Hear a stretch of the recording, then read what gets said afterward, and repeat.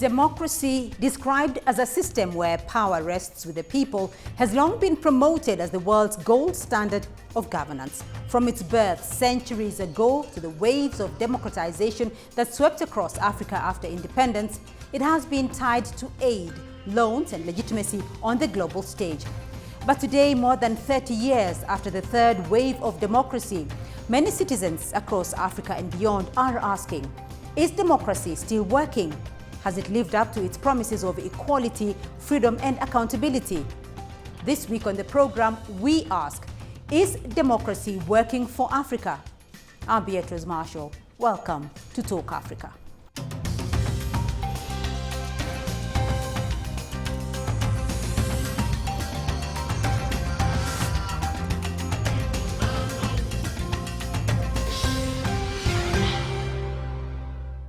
Well, democracy has been promoted as the world's best path to freedom and prosperity. But in Africa, its record has been mixed. And to discuss the state of democracy in Africa, I'm now joined by our panel of experts. Well, joining me from Paris via Zoom, Edwin Ikuhoria, International Development and Policy Advocacy Professional. Joining me from New York, also via Zoom, Professor David Monda, Professor of Political Science at City University of New York's Goodman Community College. And in Kampala, Rosbel Kagumire, Pan-African feminist writer, human rights defender, and social political commentator. We're also joined by a live audience of students from the University of Nairobi. A very warm welcome to you all, and thank you very much for being a part of this discussion. Professor Monda, let me start off with you, because many countries call themselves democratic, but how would you describe democracy in the 21st century? Thank you for having me. I think I would describe democracy as rule of the people, for the people, by the people, right? Lincoln's famous adage around, that word we call democracy, rule of the people, by the people, for the people.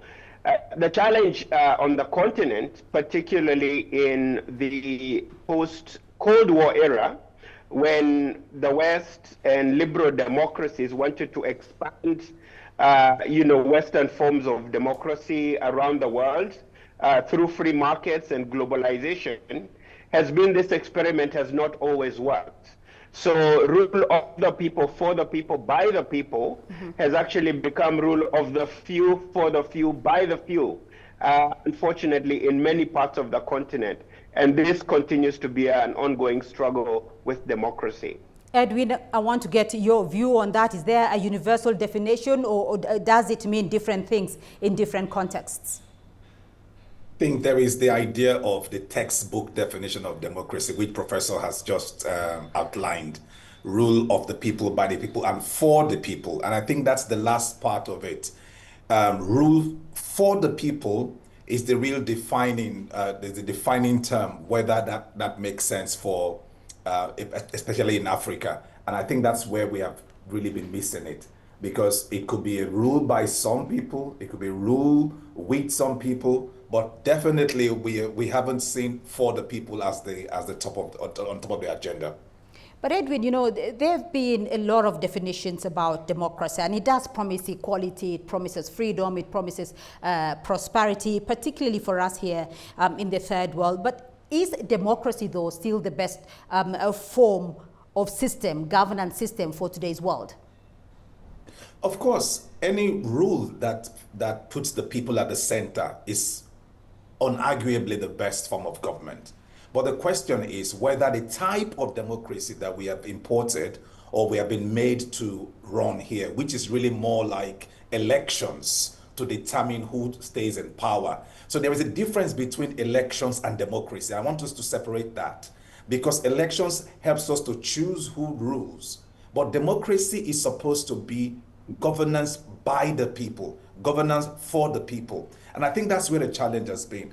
Any government that does not deliver the aspiration of its people cannot be said to be democratic, in the sense that it could be a system of government in political science, but it cannot be a system of government that, if the people do not benefit from the act of governance, even if they choose the people by whatever means, So I would say that the description of democracy and the promise of democracy that was sold to us, we haven't really received those results. And I think that's where the challenge is. Professor Monda, are we seeing those results, though, particularly for the continent? Some have been more progressive. We've seen democracy expand. We've seen a multiplication of the democratic dividends, for example, countries like Botswana, Senegal, for instance, South Africa, are usually held up as models or, for democracy. And by that I mean, not just the fact that they have regular elections, but we have other indicators for democratic governance, right? So in other words, the freedom for civil society to engage and to petition government, the ability of citizens to demonstrate freely and openly, freedom of the press, freedom of speech, good governance, transparency, and accountability in a whole range of forms. So democracy, I think, as has previously been said, is not just about elections. It's also about another whole cocktail of what that would entail. So you have the Botswanas, you have the South Africans, for example, and the Senegals in one basket. Then you have countries kind of in the middle. I think Kenya would be a good example. I think Tanzania would be a good example. I think countries like Rwanda might be good examples where we tend to have democratic backsliding. So, for example, in the case of Kenya, we had a massive democratic dividend in 2002 with what was really considered the freest and most open elections in Kenya that removed the regime, the previous regime of Daniel Moi.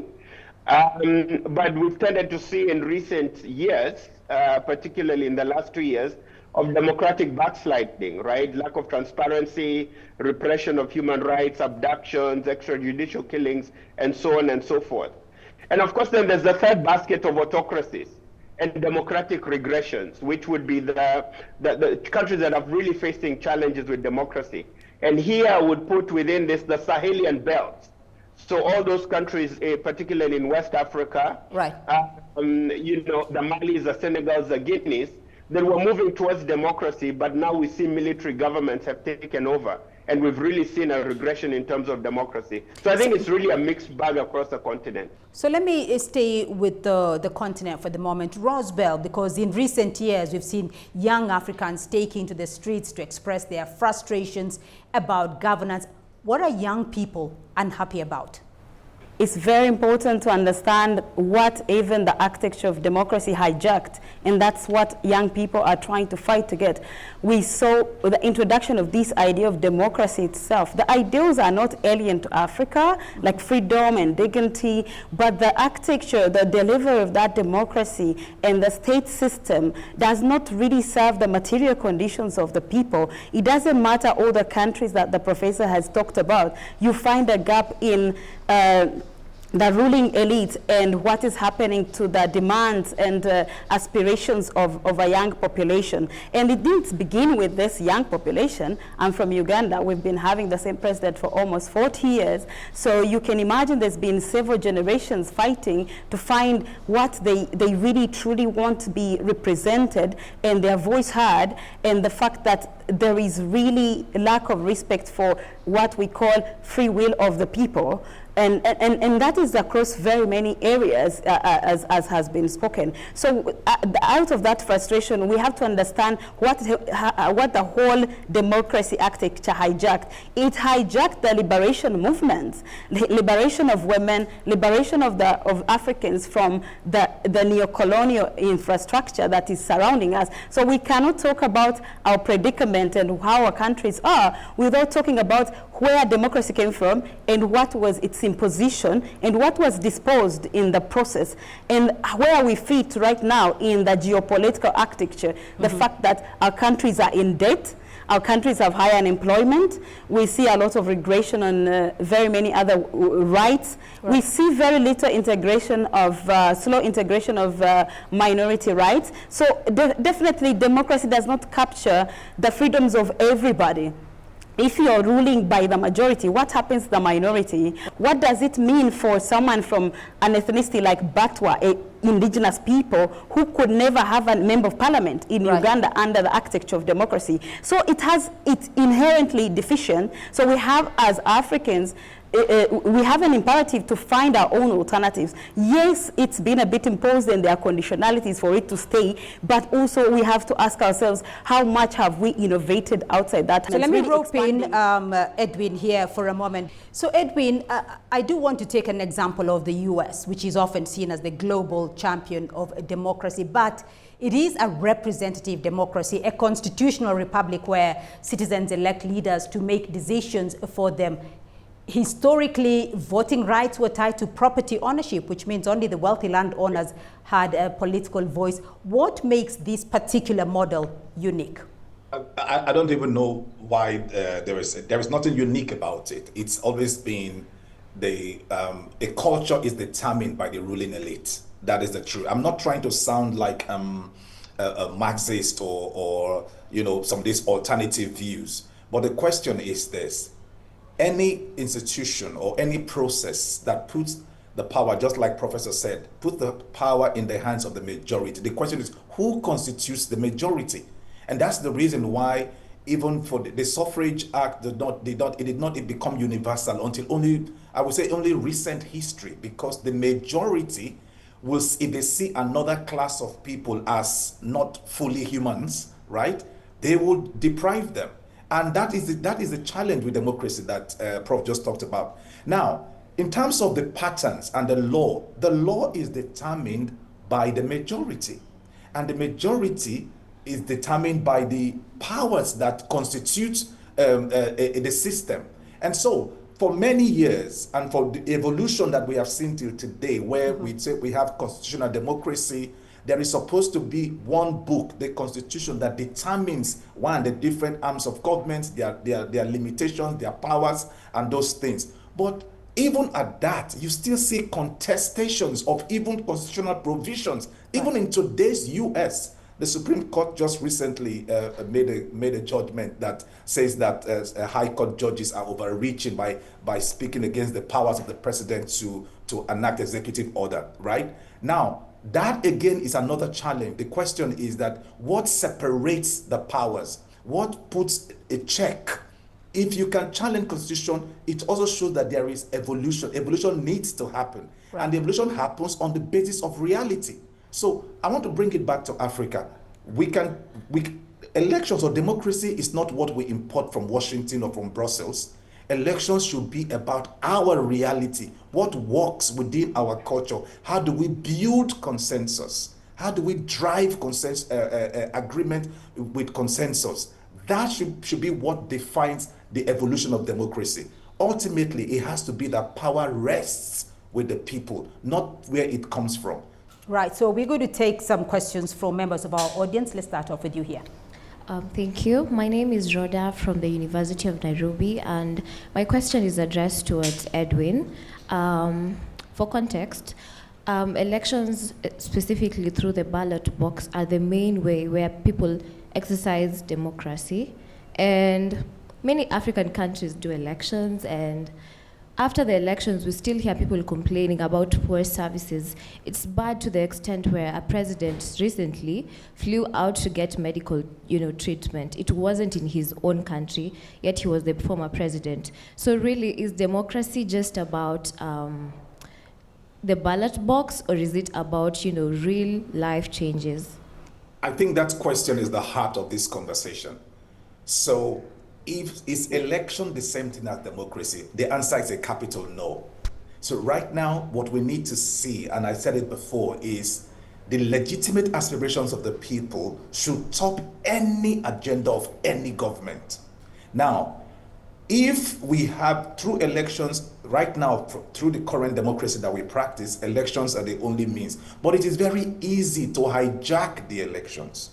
And I think, like Prof said, for a system or a country that does not have a democratic culture since independence or before independence, it becomes really difficult to impose that system, that the way you select your leaders is through elections, through the ballot box. The ultimate test of any democratic culture is that, one, governance responds to the aspirations of the people. Any system that does not allow that to happen, or any system that can be hijacked for that not to be happen, does not give us the dividend of democracy. And that is the biggest challenge we have. So whether hospitals are not working, services are not taking place, the question is, who is accountable for that? Who is going to be forced to resign because their electoral promises were not delivered? Why will they resign when they know that there is no consequence for their actions? When they know that they can buy the election the next season? When they know that they can hijack the process by themselves through corrupt means? Why would they be accountable? And that is the challenge of democracy that we see today are currently practiced on the African continent. But on the alternative would be how do we build consensus, whether with the ballot box or beyond the ballot box, that shows that beyond elections, anybody that gets into power still remains accountable to the people. That is the question for Africans that we need to answer. Right, so I'm going to take another question. My name is Benedict Bosibori from the University of Nairobi, and my question goes to Professor Monda. 3 decades after the wave of multi-party elections swept across Africa, many citizens still struggle with poverty, corruption, and weak institutions. Is it time to rethink Africans' democracy and design a system that truly reflects African realities? It's interesting you mentioned there that the multi-party elections we had, particularly in the late, in the early 90s, it tended to create this wave of democracy across the continent. But multi-party elections and democracy in and of themselves are not the same thing. We saw, for example, in the case of Kenya, multi-party elections, but the old status quo was returned to power. And this happened in many countries, across the continent. So multi-partyism and democracy in and of themselves, do not always lead to the best outcomes. And I think this then speaks to your statement that some countries, unfortunately, I don't think are in a space that will allow for democracy to take root. For example, think about the context of Sudan right now. Right, it's very difficult to talk about democracy when when the militaries, when armed vigilantes and the military, are killing people, and the majority of the population is displaced internally. But I think that there are other instances where, particularly countries that are in transition, you can have democracy reasserted in many of these cases. But it's very challenging, and I think it would be it would not be correct to associate multipartyism with democracy. Multipartyism is a constituent part of democracy, but it doesn't necessarily create democracy. I think, and lastly, I must add that part of the challenge we've been having with democracy on the continent has been democracy is messy. Democracy doesn't always give very quick returns. And when democracy fails people will automatically grasp at alternatives, and in this case, they've accepted military governments in many parts of the Sahel. And we see continuing problems with democracy, as Edwin was mentioning, in France, right, around this multiple collapses of different governments. So democracy in and of itself can be very messy, and depending on the context on the continent, people could actually embrace non-democratic forms of government just to have stability, just to lower corruption in their mind, and just to have the country move forward. Right. So, Rosebel, I want to come to you on matters of the youth. We've talked about that for quite a bit, but surveys like Afrobarometer show public trust in democracy is declining in many African countries, especially among the youth. Why is this happening, and what repeated mistakes in African democracies should the next generation of leaders avoid? We have countries indebted right now. If you see any of your country, you ask yourself, how much of your GDP is going into servicing debt? So we are in a debt trap. We cannot really only see this through the means of like how much the citizens are talking about. But we are seeing a lot of countries involved in different deals, extractive deals that are not transparent to the people. And then you end up in the cycle of debt.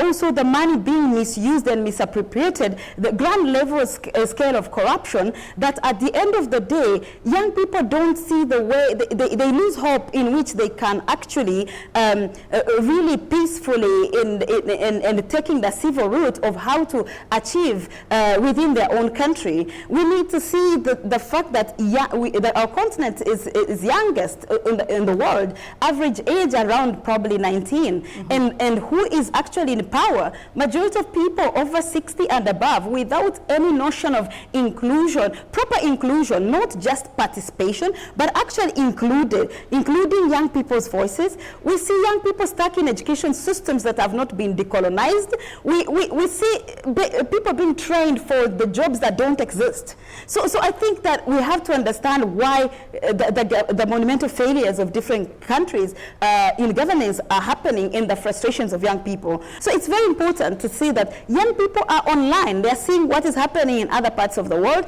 They're seeing what could be, but then they're stuck in a system that cannot give them that life. So it's very important to consistently engage young people and give them a space for them to really not only exploitative in a way, like young people need jobs and we need to exploit them for this, but actually meaningful to take up their, because they're not just young, they know what they're doing, they know what they want, and respect them, be at the table. But unfortunately, we live in a patriarchal world. We also live in excessively ageist society as Africans, where young people almost have no voice. Young people, women, and other people have no voice because we live in this kind of triangle. We are still refusing to dismantle it. So when we are bringing them in, it's just like, okay, young person, one of you just say whatever, and we forget even what that young person talked about. It's very, very important. We have expressed this in looking at women's participation. We see it with young people. We cannot run away from equality, questions of who is at the table, and young people are pushing.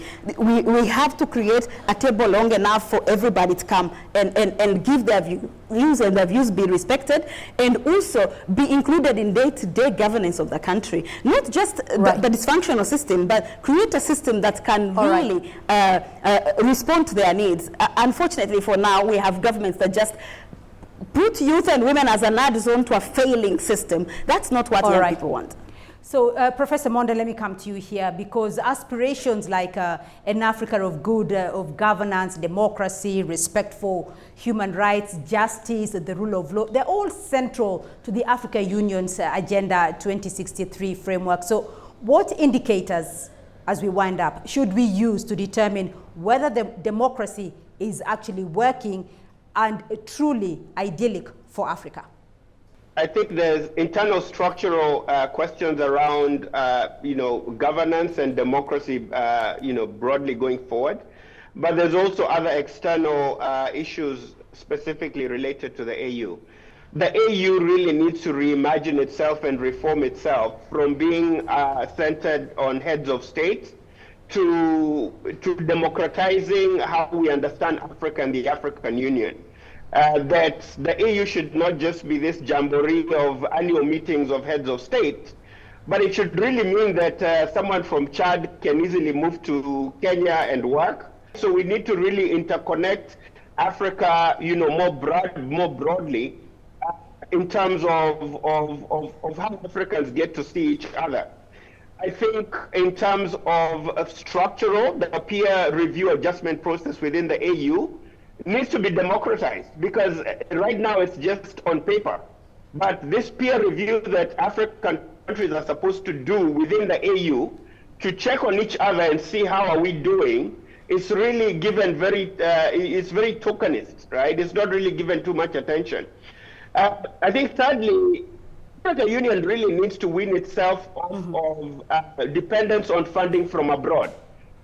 A lot of the AU budget is catered from the West, from foreign donors. We cannot be independent as long as we constantly have this begging bowl and asking for aid. I think lastly, we need to be true to the Africa Union Charter. If we're supposed to move towards Agenda 2063, abductions, extrajudicial killings, this lack of transparency, curtailing of the opposition, lack of free and fair elections, lack of embracing of the youth, gender parity, equal rights, really need to be something that We have the political will of the heads of state in Africa to actualize. Right now, we do not have the political will within the AU. So this ends up ultimately just being, a meeting forum, a talk shop that annually happens, but we don't really see the AU active on the ground in resolving a lot of the conflicts that bedevil the continent. Right. So, Edwin, let's look at the parameters here briefly. What factors determine the success or the failure of democracy? Once any government does not deliver for the needs of the people, that government is failed. Call it by any name, whether it's democracy or whatever crazy you call it. If it doesn't deliver for the people, if it oppresses the opinion of the people, if it doesn't, if the institutions, if the people have no way of asking for redress and for taking actions, then that is a failed system, no matter the name it is called. But in terms of, I think the Prof had already mentioned some key requirements. No democracy can work without institution that protects the aspirations of the people, whether it's the courts, whether it's the enforcement system, whether it's the separation of powers, whether it's the legislature. If we do not have those systems that make sure that the legitimate aspirations of the people reach or find actualization, that system cannot take root, and that's where the problem is. I just want to end it there like that. Professor Monda, you have the final word. So what defines effective governance? Transparency in terms of the people know where the money is going. I come back to the case of Kenya. We have multiple cases every day of billions of shillings that are disappearing, and nobody really knows where this money is. That's extremely disempowering, particularly when people pay taxes. Accountability. When this money is stolen and disappears in countries across Africa, who is held accountable? Right? Who resigns? Who's fired? Who's taken to court? Prosecutorial arms, are they effective? Accountability is second one. Thirdly, legitimacy. The legitimate right to rule. Most governments on the continent are illegitimate. Yes, they have elections, but a lot of these leaders will not have elections. They know they lose. They emphasize it's not he that votes, but he that counts the votes that determines the outcome of elections. So you have a lot of our continent where the president's winning by 99% votes, 80–90% votes, and these are just very fake elections. But I think lastly, this question of openness to the will of the people. I think that's something that we really need to reimagine and reemphasize so that everybody is brought on board in terms of this democratic transition on the continent.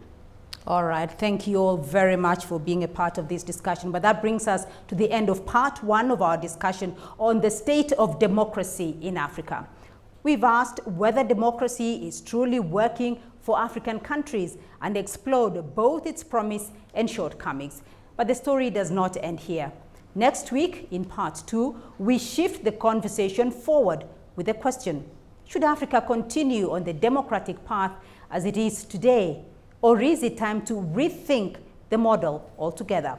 We'll explore possible alternatives and how the continent might design hybrid forms of governance rooted in its own values and modern realities. A very big thank you to our guest, Edwin Ikuhoria, International Development and Policy Advocacy Professional, Professor David Monda, Professor of Political Science at City University of New York's Gutman Community College, Rosebel Kagumire, Pan-African feminist writer, human rights defender, and social political commentator, and our live audience, students from the University of Nairobi. Remember, you can be a part of this conversation through our social media platforms on Facebook and X, and you can also watch this and other editions of Talk Africa on our YouTube playlist. Do join us again next week for more Talk Africa. From me, Beatrice Marshall, and the team here in Nairobi, until next time, it's goodbye.